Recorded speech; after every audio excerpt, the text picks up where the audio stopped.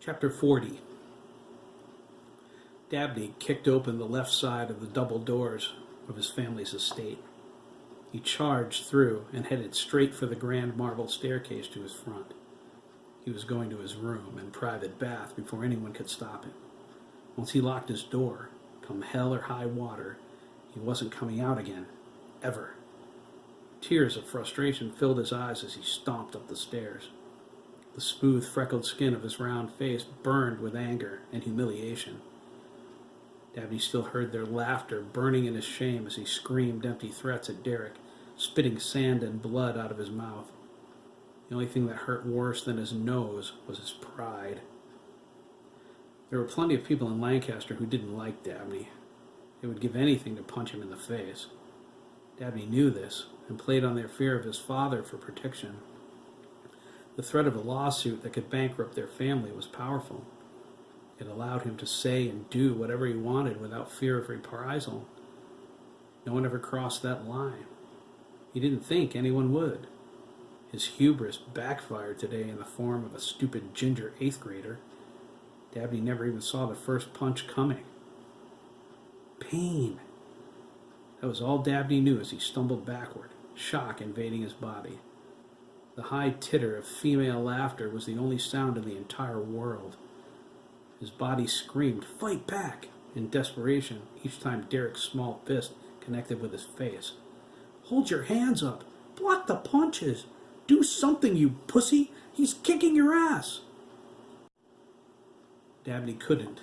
Cold panic swept over him as he realized he didn't know how. He'd never fought before. The punches came so quick, over and over, that Dabney couldn't find the time to think, let alone figure out how to defend himself. He swung once, getting a shot in, but that was it. One of the mothers grabbed him under his arms and pulled him away. When his vision cleared, he saw Andre Lee and another parent holding Derek. The fight lasted only a few seconds, but it seemed like forever. Dabney trembled as relief washed over him. But then he felt the pain in his face. He reached up, touched his tender nose, and drew back a hand covered with blood. His tears began to fall. He was so ashamed. He saw boys and girls alike pointing at him and laughing. Derek was thrashing, trying to get loose. Outrage replaced Dabney's shame. "Didn't you do enough already?" He grabbed his belongings, let loose a mile-long stream of threats and obscenities, and stormed away from the beach. Dabney cried hysterically at the end of Pond Road. He ran then, and didn't stop running until he got home. Tammy McFarland jumped up from her sewing when she heard the front door bang against the inside wall.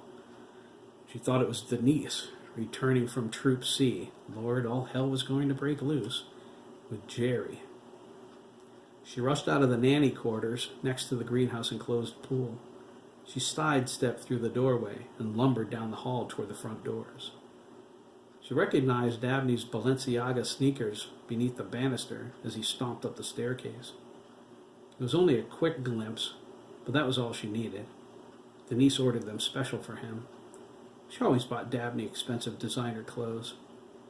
Tammy thought she enjoyed playing dress-up with her son. She didn't think Dabney noticed. She doubted he would spend $1,000 of his own money on a pair of sneakers.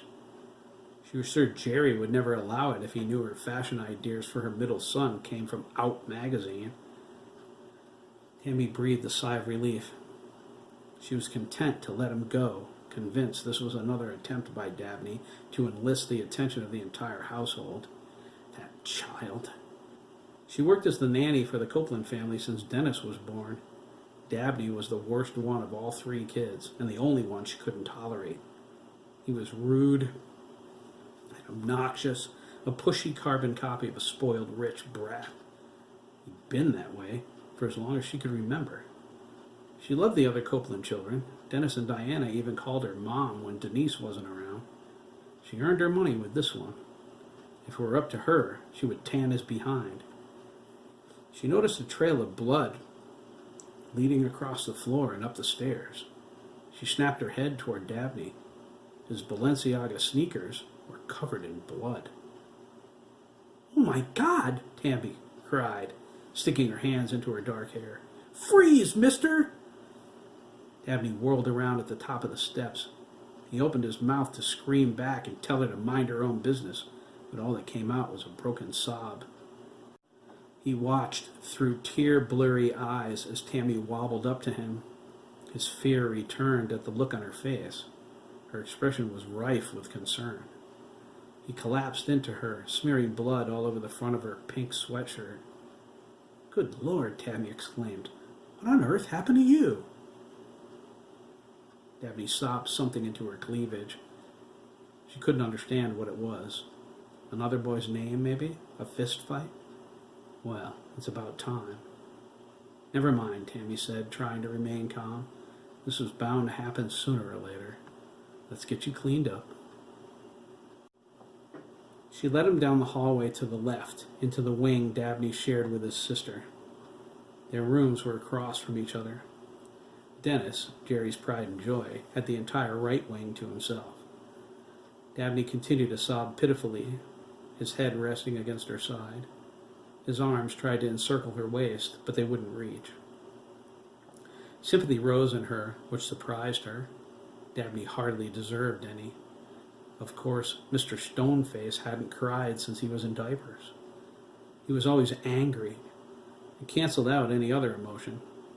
Tammy wondered if it was a front. Was he finally coming around? Did it take a beating to make Dabney realize the world didn't revolve around him? They crossed through his immaculately clean room, past the king-size bed.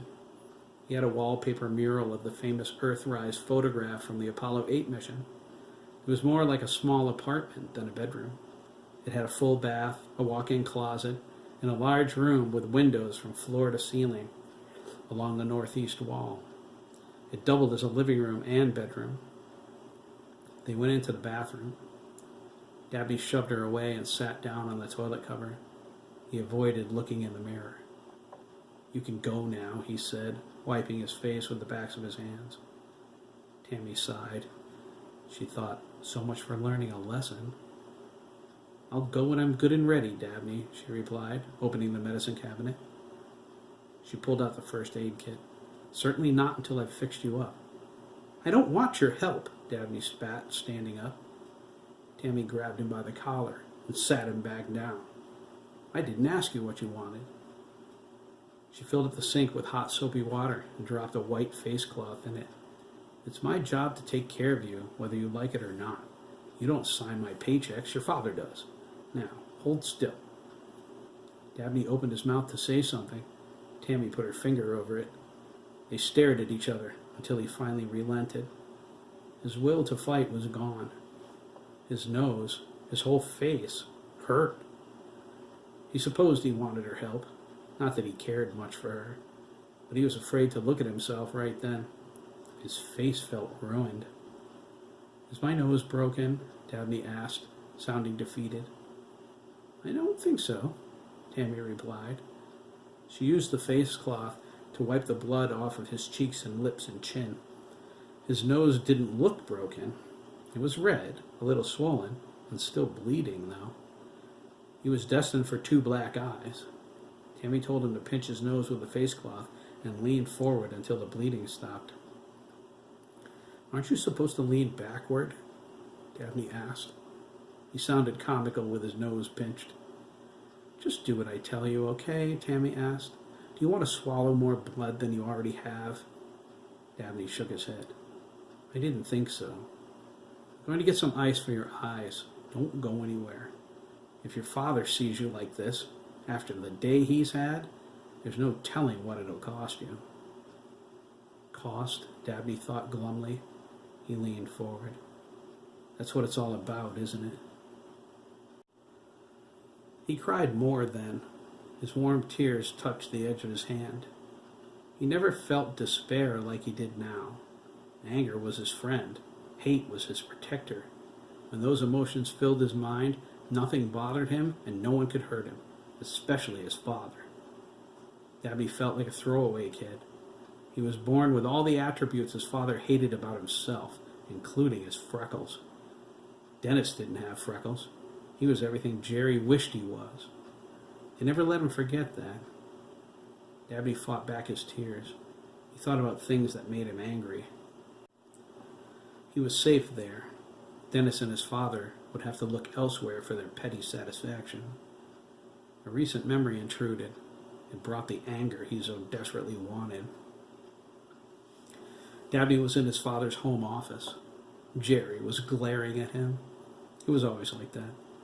Dabney was used to it. He was furious Dennis got a brand new Mustang. The Mustang he got when he turned 16 was only 2 years old. It was outrageous. He felt since his brother got the car, he deserved something. His grades were good. He wasn't in trouble for anything. He gathered his nerve and asked for a dirt bike like Joey Krieger's. "Don't bother me with your nonsense," Jerry said. "Your grades are a pale comparison to your brother's accomplishments. Save some of the money you earn working for the farmer and buy your own dirt bike." "But," Dabney began. "Don't answer me back, Dabney," Jerry interrupted. He lit a Marlboro. "I house you, I feed you, I clothe you, and when the time comes, I'll put you through college. The buck stops there. Now, get out." Talking to Dennis about it only made things worse. "You wouldn't have a problem with Dad if your attitude didn't suck so bad, Dabs," Dennis said, polishing his Mustang's bright green hood. Dabney wanted to take a knife and stab it into the white convertible and rip it all the way down the middle. "It's Dabney, not Dabs." "See?" Dennis asked, pointing at his brother. "No wonder Dad doesn't like you. Do what he said. Save your money." Somewhere in the world it had to be legal to murder a sibling. Some of the money I get working for Hiram, Dabney thought. Sure, I'll get the bike in a year or two. I made enough in the last 3 years, but I spent most of it. That's why I wanted the job in the first place. Dennis got a TV? No problem. Dennis got a stereo? No problem. At least what Dabney owned, he bought with his own money. It was a small consolation, considering the true cost. Only my soul, Dabney thought with a heavy sigh. Despair overwhelmed him. Thoughts of Hiram Milliken flooded his mind. I'm trapped. I'm so scared. I should have told somebody. Why can't I tell anybody? It was the same question over and over again. Every time Hiram touched him, Dabney felt worse. He felt vile, dirty, and when he thought about it, he wanted to puke. That shame was 100 times greater than anything he felt at the pond today. I can't get away. Somebody help me, please. Dabney wiped his eyes and fought back his tears. The pain in his face numbed. Something snapped inside him. All he could think about was Chris and Jeremy McKee. He felt different somehow, deflated. It was as if he was a stranger in his own body. There was something about Chris he couldn't put into words, some understanding that passed between them when their eyes met this morning. With Jeremy, it was different. There was a possibility of friendship, but he didn't dare to even think the word. He knew if he were mistaken, he would be devastated. These emotions were alien to him. He felt confused down to his core. Dabney wondered who he was. Is this what lay beneath his anger? All these confused feelings he never allowed himself to feel? He didn't know. He sat up straight when Tammy returned with the ice pack. She checked his nose and informed him it was no longer bleeding. She touched the spot next to his left eye where she wanted him to put the ice pack. He stood up and looked in the bathroom mirror. When he did, he almost fainted. Both of his eyes were bloodshot and circled in a deep purple. He had a large shiner next to the left one. Dabney looked at Tammy, his face turning white. "Geez," he whispered, his voice full of honest sadness. "He really hurt me." His breath shuddered. He looked into the mirror again. "Who are you?" he asked his reflection. It stared dumbly back at him. He turned again. He was breaking down. "God, Tammy, why did I do it?" he asked, his tears renewed. "Why did I make everyone hate me so much?" Dabney fell into her outstretched arms and wept. Tammy held him and vowed to mark this day on the calendar. Welcome to the real world, Dabney, she thought. What are you going to do now that you're here?